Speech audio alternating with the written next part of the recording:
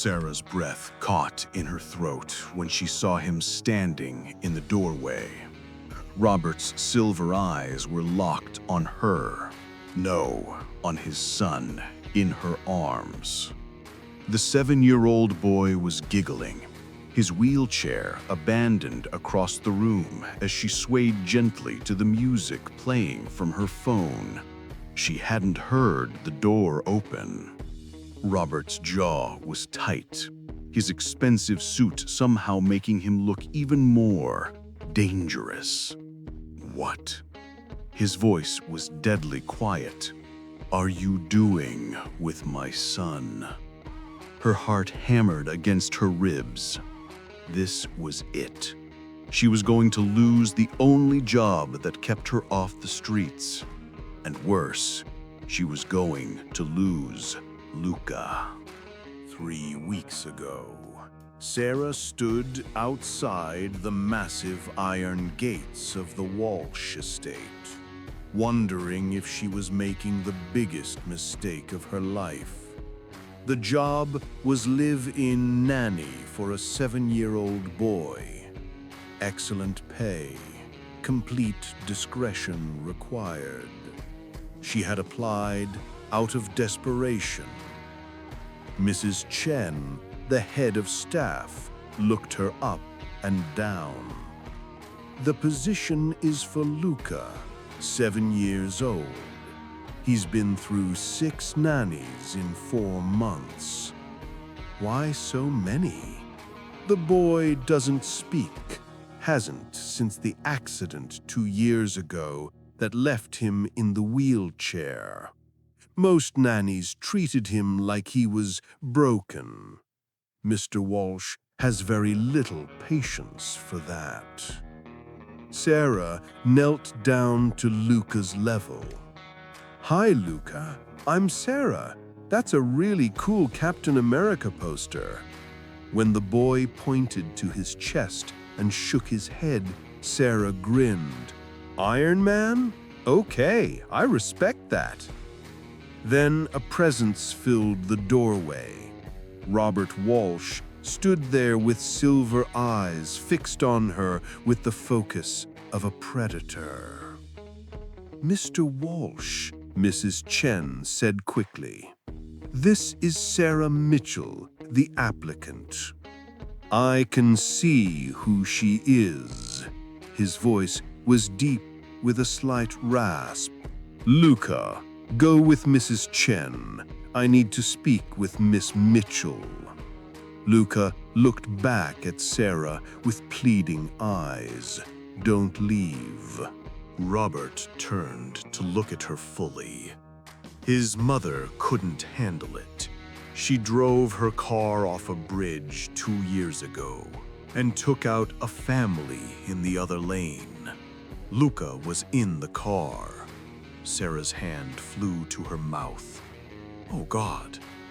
He spoke at the funeral, then never spoke again. Robert finished his drink.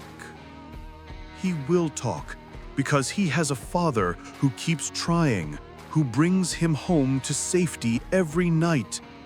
Safety. Do you know what I do, Miss Mitchell? What this house is built on? I know enough. I know you're dangerous, but I also know Luca loves you.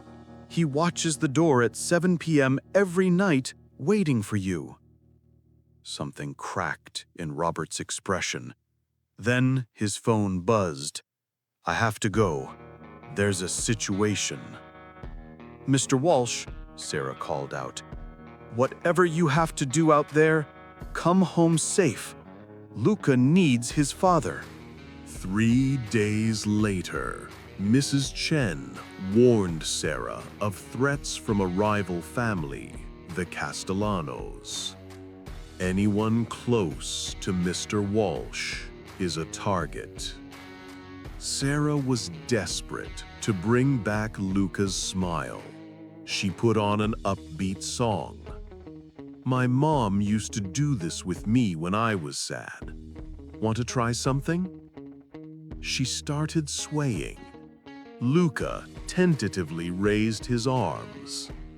"That's it," she laughed. Sarah knelt down. "Can I pick you up? We'll dance together." Luca slowly nodded. She lifted him carefully.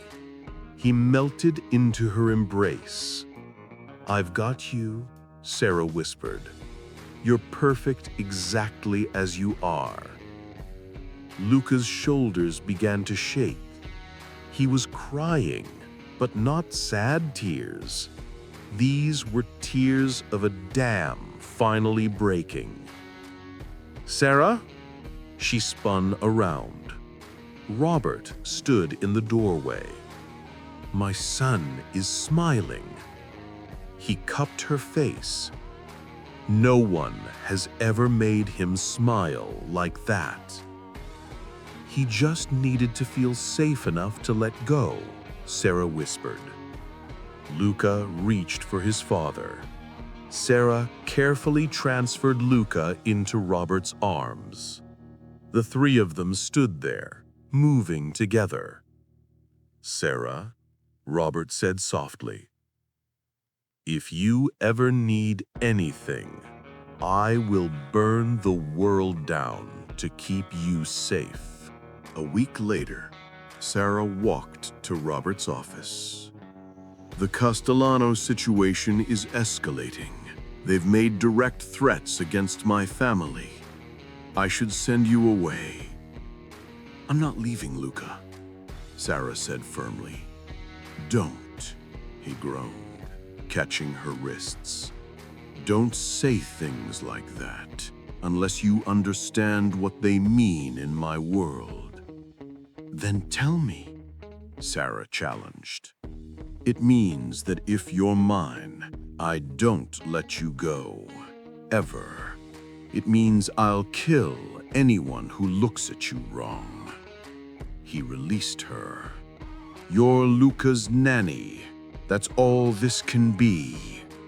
Is that what you want? For that to be all this is? I haven't wanted normal since the day I walked through your gates. I want you," she whispered. Robert's hand tilted her face up. "You have no idea what you're asking for." "Then show me." He kissed her then. This was hunger and need. When they broke apart, Robert cupped her face. "I'm not a good man, Sarah. My world is violence and secrets. I know what you are. I see the father who checks on his son every night. The man who cried when he saw Luca smile." Robert made a sound like he was in pain and kissed her again. That afternoon, a rough, unshaven man with a scar and a gun burst into Luca's room. "The famous Nanny Castellano is going to love this." Sarah threw herself in front of Luca's bed. Her thumb found the emergency call button. "You need to leave now." "Last chance. Come quiet, or I shoot you and take the kid anyway." The man raised the gun. The window exploded inward. Men in black suits poured in. Robert was there, his suit jacket gone, blood on his knuckles, his silver eyes wild with rage. He went straight for the man. "You touched my family," Robert said. "You pointed a gun at them. Get Sarah and Luca out now." Robert didn't look away from the man. They were rushed through the house. Sarah held Luca tight. She heard the sounds of violence, of pain, of a man exacting terrible revenge. At 11 p.m. at the safe house, Robert arrived. His white shirt was splattered with blood. He knelt by the couch. "I'm sorry you had to see that, son." Then he stood and turned to Sarah. When I heard you were in danger, I've never felt that kind of fear. I would never abandon him. That's why I need you to be my family. I need the whole world to know you're mine so I can keep you safe. Robert, I'm asking you to marry me. You love me. From the moment I saw you with my son, treating him like he mattered, you gave him back his smile, Sarah. You gave me hope. You're not a monster. You're a father who loves his son, a man who protects his people. Then marry me, Robert said again, now on his knees. Marry me and let me spend the rest of my life protecting you. Yes, she whispered. Yes, I'll marry you. A sound made them both turn. Luca was awake. The boy smiled and clapped his hands together. I don't deserve you, Robert said quietly.